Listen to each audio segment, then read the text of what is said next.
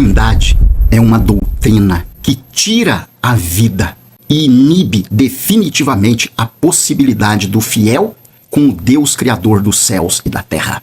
E Yeshua, a quem o mundo cristão chama erroneamente de Jesus.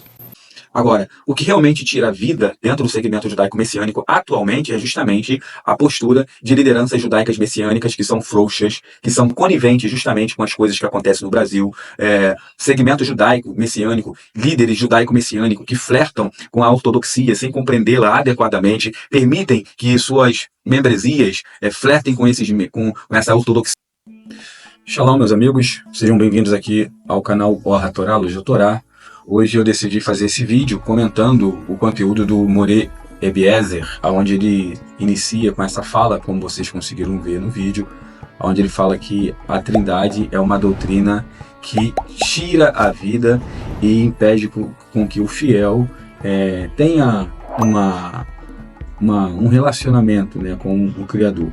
Então eu achei a fala do Moré Eliezer, apesar de entender o que ele está falando, ela é um pouco dura e descontextualizada, tendo em vista que a doutrina da Trindade ela é uma doutrina que ela aborda, né, questões relacionadas à manifestação do Eterno, do Criador, em perspectiva filosófica, ou seja, existem uma série de questões relacionadas com a Trindade dentro de uma perspectiva filosófica, platônica, aristotélica, dado que as expressões que eram utilizadas e é utilizada dentro de uma concepção grega para falar dessas manifestações, elas foram mal compreendidas no Concílio de Nicéia, que são as expressões de hipostase e homoiose. E, é claro, quando o judaísmo ele fala dessas manifestações, ou pelo menos as obras judaicas, as obras místicas, as expressões que aparecem são diversas, como Atmut, que fala de si, de uma essência, e o próprio judaísmo, quando fala dessa essência, usa essa expressão, mas deixa bem claro que é difícil você descrever algo que tem uma existência ilimitada, e até mesmo para falar de existência é complicado, é difícil. O judaísmo reconhece isso, mas nós temos as expressões, o próprio conceito de sefirot, emanações, tudo isso é visto dentro do judaísmo como algo que reflete ou traz uma expressão do próprio Ein Sof. Então falar de Trindade é complicado porque a Trindade, e aqui eu acho importante, o objetivo desse vídeo não é dar uma aula e explicar como essas concepções elas foram mal interpretadas e foram mal compreendidas pelos bispos no Concílio de Nicéia, mas mostrar que existe uma dificuldade e que o cristianismo, na verdade, ele entende as revelações e as manifestações em termos ocidentais, fazendo uso não de uma perspectiva judaica, não de uma visão hebraica do pensamento judaico acerca dessas manifestações. É claro, a Bíblia hebraica em nenhum momento ela vai falar de Trindade e até mesmo dessas sefirot como é entendido dentro do meio judaico. Mas o judaísmo, quando tenta explicar em termos místicos essas revelações, eles usam outras expressões e essas manifestações não são vistas como sendo algo a parte individual, como uma existência autônoma e própria do próprio Ein Sof. Não é assim que é visto. No entanto, a Trindade ela foi uma compreensão, e o próprio conceito de Trindade e a expressão mistério da Santíssima Trindade, que foi uma expressão cunhada por Agostinho, e essa expressão ela veio justamente por conta da dificuldade, da limitação que eles tinham de tentar explicar a Trindade. Então, na tentativa de se explicar a Trindade e não conseguir dar uma explicação plausível e lógica, e isso é compreensível, dado que essas revelações eram algo de particularidade judaica, e nós temos ali então o mundo ocidental tentando compreender o pensamento judaico dentro de uma perspectiva helenística. Então você tem uma grande dificuldade e a possibilidade dessa concepção ou da concepção das manifestações do Eterno não serem bem compreendidas. É claro que a ideia de uma trindade, ou seja, o conceito filosófico, ele não é algo simples de se explicar, nem em termos judaico, muito menos em numa perspectiva cristã. Só que a ideia de um pai, um filho e um Espírito Santo, isso não é algo incomum à literatura judaica. As obras místicas como Zohar, Sefer Bahri, Sefer Yetzirah vão abordar concepções relacionadas com as Sefirot que vão expressar justamente essa ideia de um pai, um Abba, uma mãe, Imma e um filho, um Ben. E isso pode ser visto dentro da própria expressão do conceito de Chabad. Por exemplo, quando nós falamos de a literatura mística, elas vão falar de Hormá, Biná e Tiferet. Esse conceito relacionado com Hormá, Biná e Tiferet já é uma manifestação justamente daquilo que se entende conforme expresso dentro dos textos do chamado Novo Testamento, como Pai, Filho e Ruach HaKodesh, que seria a mãe. Então, o Hormá, que é aquilo que é a semente do pensamento, é visto como pai. O binar, né? Você tem o binar, que seria a mãe, é aquilo que gesta o pensamento, elaborando. E o conceito de Tiferet nasce como uma expressão harmônica, equilibrando Chesed e Gevurah.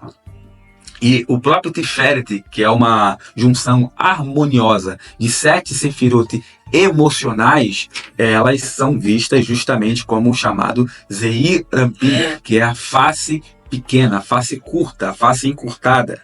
É interessante que no livro de Shemot, Êxodo, quando o Eterno ele está revelando e entregando a Torá ao povo de Israel por meio de Moshe Rabbeinu, o texto vai dizer assim: Ani Adonai Elohecha, eu sou o Senhor vosso Elohim. Os textos cabalísticos vão dizer que aquele Elohim que aparece ali, que se revela no Monte Sinai, é justamente Zeir Anpin, a face curta. Então, o conceito de pai, Hormá, de filho, Tiferet, e men, e mãe, que seria Ima, que aqui você tem a ideia de Biná, é justamente o conceito de pai, filho e Ruach HaKodesh, que aparecem dentro dos textos judaicos do Novo Testamento. Porém, a leitura cristã é uma leitura inapropriada. O fato do cristianismo ter feito uma leitura inapropriada do texto ou desses conceitos não significa que a ideia primordial ela não exista. Você trazer uma abordagem sem explicar em termos filosóficos como esses conceitos foram mal compreendidos, foram deturpados, eu não vou nem de repente falar em deturpação, mas uma má compreensão justamente por conta desse distanciamento que já havia um rompimento entre essa linha judaica, a linha do pensamento filosófico judaico já por volta do 2º e 3º século, isso já havia rompido. Então as comunidades que já estavam em desenvolvimento fora do território judaico, principalmente na Ásia Menor, elas já sofriam uma forte influência do pensamento grego. Então essa teologia ocidental que já estava também em desenvolvimento e foi inserida justamente no seio da cristandade, justamente por filósofos, que são grande parte dos pais da igreja, eram homens, eram pensadores, eram intelectuais, e eles então adaptaram esse pensamento à sua realidade atual naquela época. Agora, o que realmente tira a vida dentro do segmento judaico-messiânico atualmente é justamente a postura de lideranças judaicas messiânicas que são frouxas, que são coniventes justamente com as coisas que acontecem no Brasil, segmento judaico-messiânico, líderes judaico-messiânicos que flertam com a ortodoxia sem compreendê-la adequadamente, permitem que suas membresias flertem com essa ortodoxia e muitas das vezes membros de suas comunidades fazem perguntas dentro de suas sinagogas sobre questões haláquicas e eles não têm respostas plausíveis para isso, e justamente por conta dessas incongruências e incoerências eles acabam se afastando do segmento, apostatando da fé e seguindo aí dentro do movimento Benei Noah. Então, o que tira a vida são líderes, por exemplo, que atualmente aqui no Brasil, líderes messiânicos. E eu falo porque eu me relaciono com líderes messiânicos, praticamente dos principais líderes messiânicos do Brasil inteiro atualmente.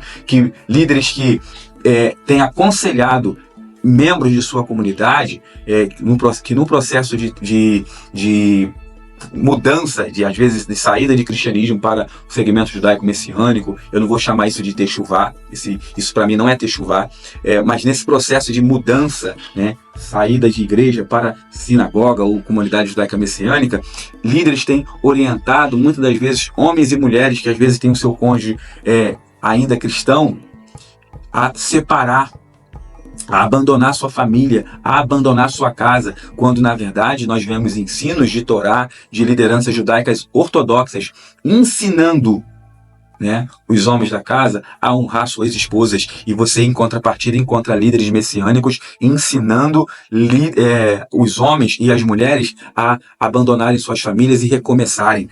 O que tem tirado a vida dentro do movimento judaico-messiânico são pessoas que não entendem o básico de Torá, mas têm ido para a internet para ensinar astrologia, coisa que de repente lá no cristianismo as pessoas nem tinham contato, viviam uma vida simples, sim, não tinham uma compreensão profunda das escrituras, mas elas tinham uma vida, nutriam uma vida espiritual por meio da oração e do jejum e do estudo, muitas das vezes, sim, simples da palavra. Mas nem todo mundo dentro do segmento cristão é teólogo, a maioria não é, mas viviam uma vida simples, mantinham suas experiências, o seu relacionamento, sua casa de pé, sua família unida. Então, o que tem tirado a vida dentro do segmento judaico são líderes judaico-messiânicos que atualmente também, já estivemos num momento onde isso estava mais intensificado no Brasil, ensina a poligamia, fala que o homem ele pode ter 2 esposas, 3 esposas, se ele puder sustentar. Então, esse tipo de comportamento moral é que vem, na verdade, tirando a vida,